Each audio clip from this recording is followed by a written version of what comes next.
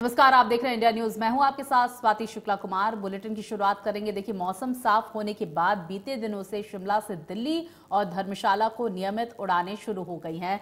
नियमित उड़ानें शुरू होने के बाद इन दिनों यात्रियों की संख्या में भी बढ़ोतरी देखी जा रही है। शिमला के जुब्बड़हट्टी एयरपोर्ट प्रबंधन का कहना है कि दिल्ली में G20 सम्मेलन के बाद भी दिल्ली से शिमला के बीच यात्रियों की संख्या बढ़ी है।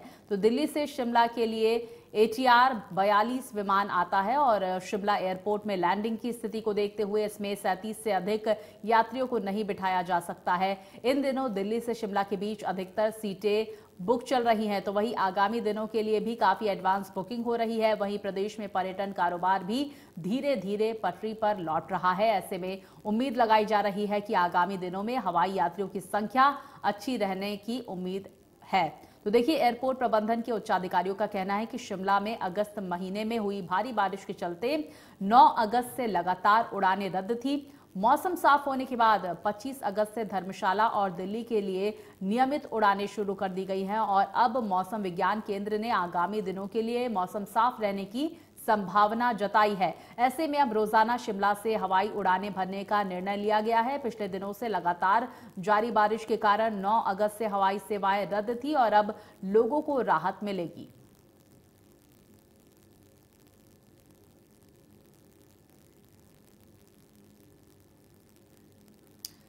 तो देखिए, अब फिलहाल राहत भरी खबर।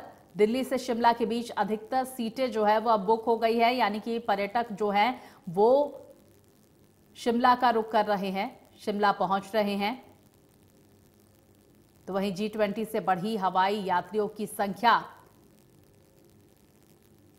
लगातार मौसम बदल रहा था और हमने देखा था कि किस तरह से बीते दिनों में लैंडस्लाइड की घटनाएं हुई थी, लेकिन अब स्थिति बेहतर हुई है और अधिकतर सीटें जो है दिल्ली से शिमला के बीच फ्लाइट की वो बुक है।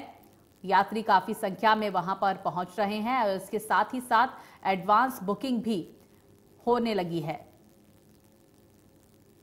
तो पर्यटन उद्योग से जुड़े लोगों के लिए राहत भरी ये खबर। पर्यटकों की चहल पहल से मॉल रोड गुलजार है। तो देखिए, दिल्ली से शिमला के बीच अधिकतर सीटें बुक हैं और यात्री काफी संख्या में वहां पर पहुंच रहे हैं। हिल स्टेशंस का रुख कर रहे हैं क्योंकि दिल्ली से काफी नजदीक है शिमला और काफी संख्या में यात्री वहां पर पहुंचते हैं। लेकिन हमने देखा कि किस तरह से बीते दिनों मौसम की आफत वहां पर देखने को मिली थी। अस्त व्यस्त हो गया था जनजीवन। अब एक बार फिर से जिंदगी पटरी पर लौटने लगी है और यात्रियों से गुलजार रहने लगी है शिमला के मॉल रोड। और ज्यादा जानकारी के साथ मेरे सहयोगी कामेश्वर हमारे साथ जुड़ गए हैं। कामेश्वर, हमने देखा बीते दिनों किस तरह की वहां पर स्थिति हो गई थी। शिमला में लैंडस्लाइड की घटनाएं हो रही थी, बारिश की वजह से जनजीवन पूरी तरह से अस्त व्यस्त हो गया था, लेकिन अब स्थिति बदली है, बेहतर हुई है और पर्यटन व्यवसाय से जुड़े तमाम कारोबारियों को राहत भरी खबर इसे कहा जा सकता है। पर्यटकों की संख्या काफी ज्यादा वहां पर देखने को मिल रही है। जी बिल्कुल, जिस तरीके से G20 सम्मेलन हुआ उसके पश्चात देखा जा रहा है जो खासकर जो दिल्ली से शिमला के लिए जो टिकटें थी उसकी जो मूल्य भी बढ़ गई, लेकिन उसके बावजूद भी जो एडवांस बुकिंग दी जा रही है। लेकिन जिस तरीके से आपदा आई थी, अगर 21 जून की बात करें तो 21 जून से लेकर हिमाचल प्रदेश की जो स्थिति थी वो अत्यधिक दयनीय थी। खासकर जिस तरीके से लैंडस्लाइड हो रहे थे, 400 से अधिक लोगों की जाने की, वही 430 लोग घायल हुए थे। वहीं अगर हम घरों की बात करें तो 5000 घर पूरी तरह से क्षतिग्रस्त हुए, आंशिक रूप से 11,000 से अधिक घर क्षतिग्रस्त। वही गौशाला की बात करें तो 5,000 से अधिक। तो हिमाचल प्रदेश में जो अत्यधिक तबाही हुई, इसको देखकर जो अधिकांश जो पर्यटक थे वो नहीं आ रहे थे। लेकिन जब से G20 सम्मेलन हुआ उसके पश्चात देखा जा रहा है खासकर जो दिल्ली से शिमला के लिए फ्लाइट थी और धर्मशाला के लिए थी वो एडवांस बुकिंग में जा रही है, जो कि एक तरफ से नाम मात्र थी। टूरिस्ट पहले 5% थे, लेकिन अब ये कह सकते हैं जो फ्लाइट का ट्रेवल के माध्यम से देखा जाए तो 100% जो वहां पर जो पर्यटक है वो भारी तादाद में हिमाचल प्रदेश में, जो हिमाचल प्रदेश की राजधानी शिमला, कुल्लू,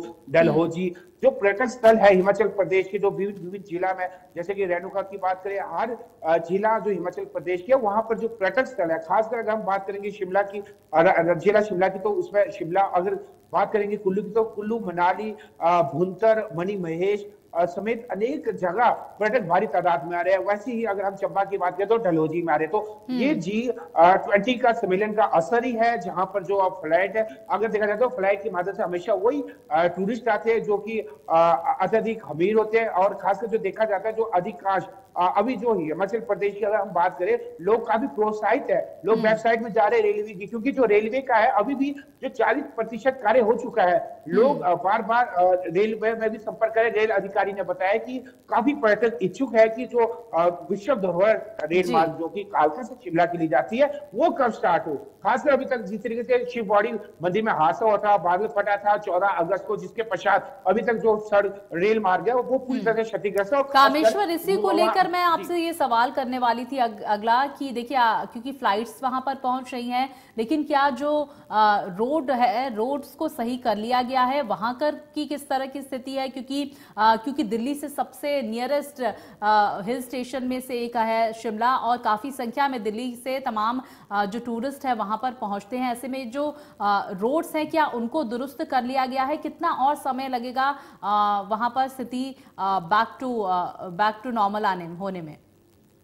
यही बात करें जीरो ग्राउंड की, तो खासकर जो लैंडस्लाइड कम है, भले ही अब लैंडस्लाइड कम हो रहे हैं, लेकिन अभी भी लगभग 100 से 150 सड़क संपर्क मार्ग ऐसे है जो कि अभी अवरुद्ध है। वही अगर हम नेशनल हाईवे की बात करें तो जिस तरीके से देखिए, जो NHAI ने जो कटिंग की है 90 डिग्री, तो ऐसे में जो लैंडस्लाइड हो रहा है, लेकिन जो सड़क मार्ग है वो बाधित नहीं हो रहा है। यदि पर्यटक हिमाचल प्रदेश में आता है तो वो सुचारू रूप से आ सकता है। छोटे मोटे जो लैंडस्लाइड है वो हर वर्ष की भांति हो रहा है, लेकिन कुछ जगह तो कुछ इसमें हम दोषी NHAI को मानते हैं, जिस तरीके से 90 डिग्री बनाया, लेकिन अधिकांश जो सड़क मार्ग खोल दिए गए। वहीं प्रदेश के मुख्यमंत्री सुखविंदर सिंह सुक्खू, कैबिनेट मंत्री लगातार यही कह रहे हैं कि हिमाचल प्रदेश के अधिकांश जो सड़क मार्ग खोल दिए। हाँ, जो ग्रामीण क्षेत्र है जहां पर पगडंडियां है या छोटे सड़क मार्ग है, वहां पर कुछ एक क्षेत्रों में अभी ऐसे है, लगभग 100 से अधिक, जहां पर अभी लैंडस्लाइड, लेकिन उन क्षेत्रों में पर्यटक अधिक नहीं जाते। अगर हम शिमला की बात करें, जैसे मालोर, कुफरी या चांशल हो गया, चिड़गांव, तो इन जो क्षेत्र जो पर्यटक जो नगरी कहलाई जाती है, उन क्षेत्रों में खासकर जो प्रशासन की ओर से सड़क मार्ग को बिल्कुल खोल दिया गया।